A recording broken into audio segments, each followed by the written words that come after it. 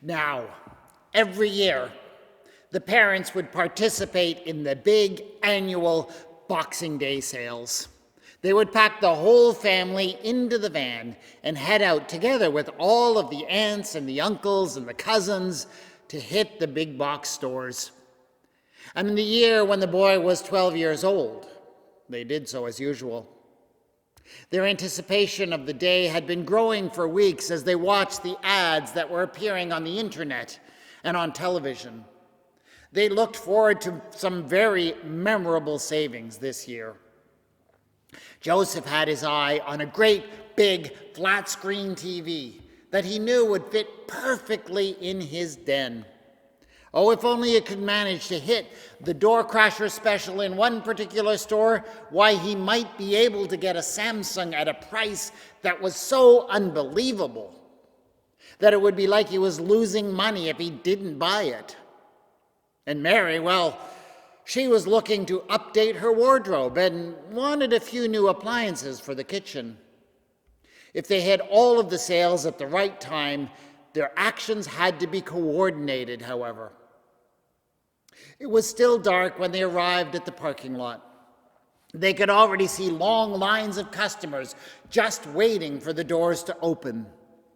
The anticipation was so palpable, and there was so much tension that it seemed as if a fistfight might break out at any moment.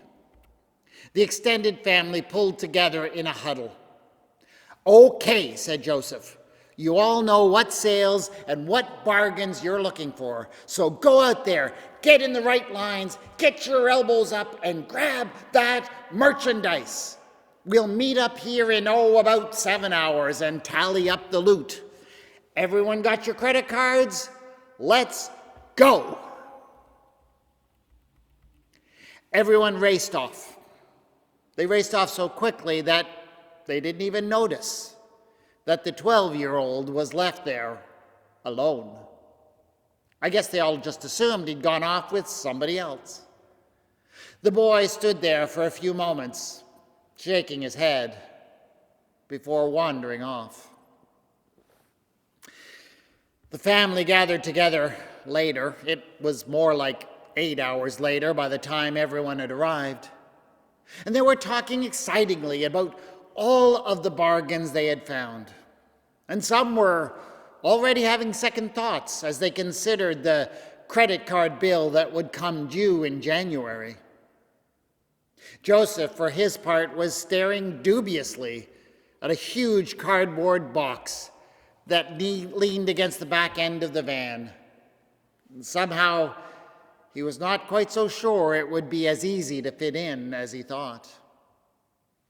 Eventually, all of their excited talk died down, and the family decided they should leave the parking lot and go meet up for a late breakfast at Denny's. Mary and Joseph weren't all that worried when they noticed that they didn't quite have the full complement of kids in the back of the van. Why, they figured that one of the kids had just caught a ride with Uncle Jake or maybe Grandpa.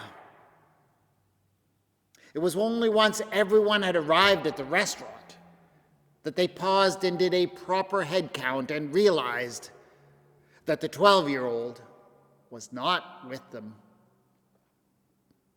Things got a bit frantic after that. Mary and Joseph hopped in the van and raced back to all of the stores they had visited. They searched in every nook and cranny. They hit the toy departments and the electronics department and even the boys' clothing department. They described the boy to everyone they passed, but it seemed no one had seen him. They were getting scared. And eventually they realized they just needed to calm down a little bit so that they could think. And so they pulled off the road into a church parking lot and sat there for a moment doing some deep breathing exercises. Then they looked up to see the display that had been set up on the church lawn. It was just a typical nativity scene, nothing special. The church had clearly been using the same figures for many years now, and they were looking rather worn and aged. They looked a little bit shabby compared to the bright displays they'd been dealing with all day. And of course, now that Christmas was over, the church had turned off the floodlights that had once lit the scene and made it so visible.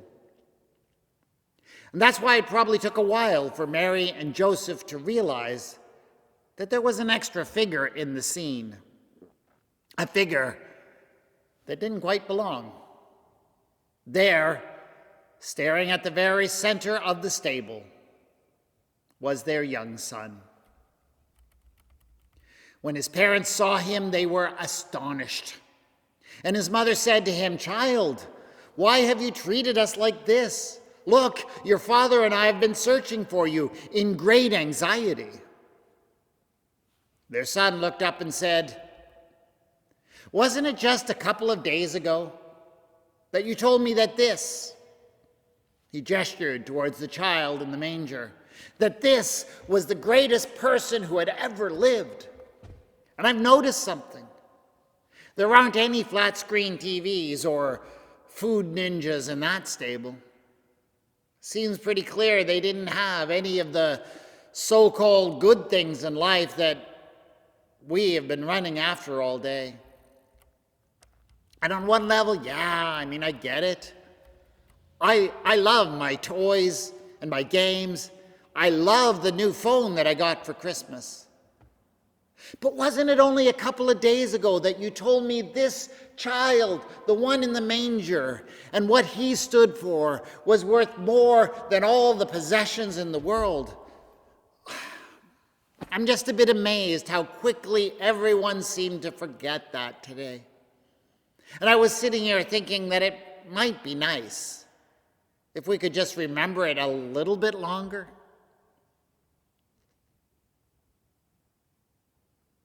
There is a rather jarring transition between verse 40 and verse 41 of the second chapter of the Gospel of Luke.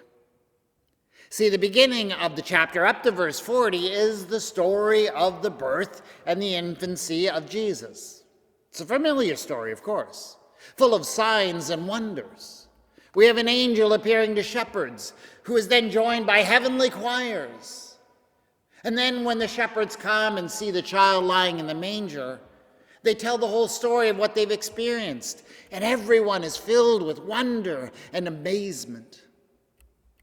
But one point in particular is underlined. Mary, Jesus' mother, gets it. After the shepherds leave, we are told that Mary treasured all these words and pondered them in her heart. And one of the things she pondered, obviously, was God's odd choice to reveal such important information to a lowly band of shepherds. And we're also told what happened when Mary and Joseph took the child to the temple when he was only a week old, and how they met two prophets there who said amazing things about their baby. One of them, Simeon, spoke directly to Mary and said, "This child is destined for the falling and rising of many in Israel, and to be a sign that will be opposed, so that the inner thoughts of many will be revealed, and a sword will pierce your own soul too." So just in case, that whole story that we've been told of the shepherds didn't get through, well, you can't get much more explicit than that prophecy. It comes with warning and promise, and it's so clear at this point that Mary has a lot to ponder, a lot to hold on to. And that's without even getting into her own personal experience with an angel visitor back in chapter 1. So by the time we get to the end of verse 40 in chapter 2, Jesus' parents have got it all figured out, right? Or at least Mary does. Luke doesn't quite say anything about what Joseph was hearing or understanding. Maybe he got it, maybe he didn't. But at least you would think that all that they've been through should have left them with an impression. But then we get to verse 41, and all of a sudden it all seems to have been forgotten. And yes, I realize it's 12 years later, But it's just so odd to see the Holy Family going on behaving just like any other Jewish family. They go down together with a group of their extended family and their neighbors to Jerusalem for Passover, the most important festival of the year. Now, Passover was, remember, the celebration of the time when God saved the people of Israel from slavery in Egypt. It was an important religious festival. They wanted to be part of it, of course. And of course, there's also a bit of foreshadowing going on in this gospel, because we all know what happens when Jesus goes down to Jerusalem for Passover at the end of this book.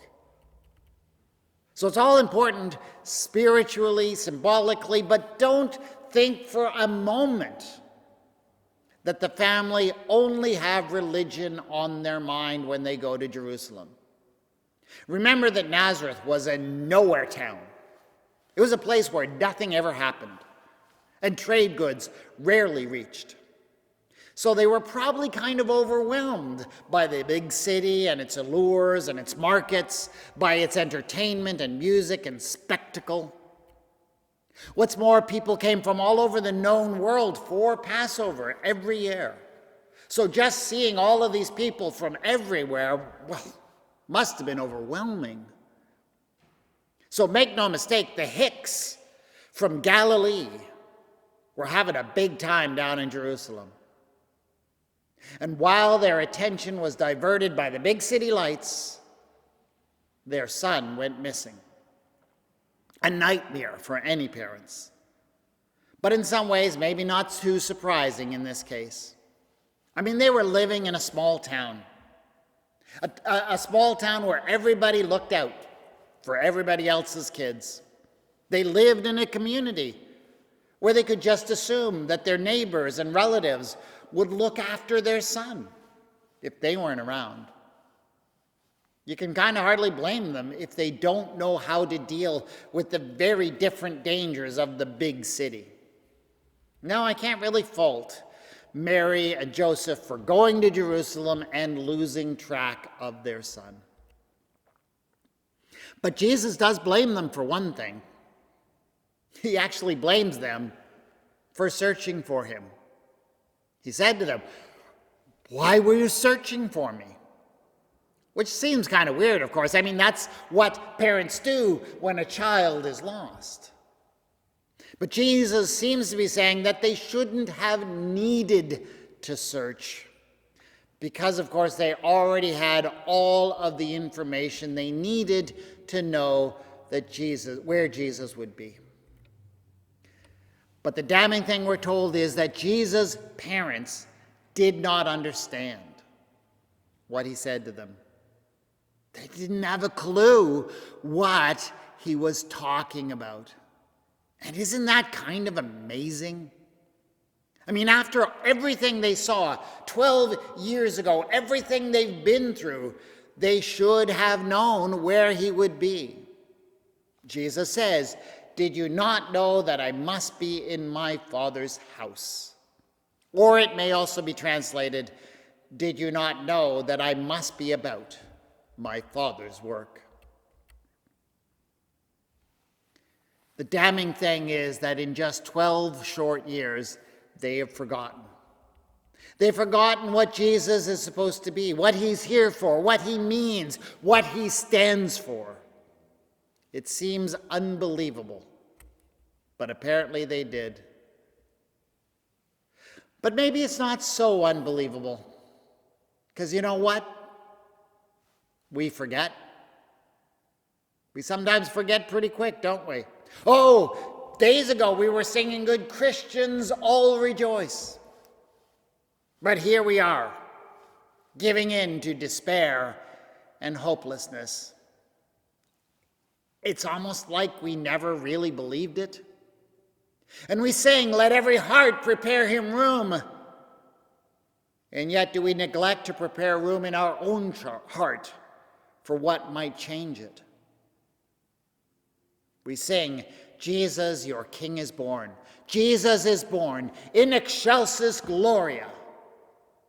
and yet we do not allow him to rule over our own lives. If what we celebrated days ago is true, absolutely, it should change how we look at everything.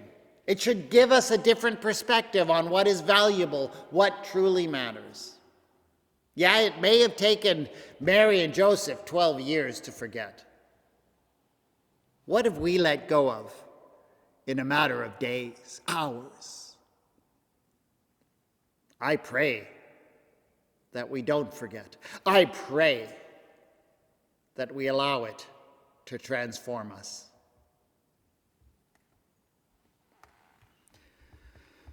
Lord our God, it is easy to forget the incredible mystery and power of the incarnation that we have witnessed yet again in Christmas time. And we go back to old ways of thinking, old ways of valuing things, old ways of evaluating everything. Renew us in our hearts. Make that room to challenge everything. Amen.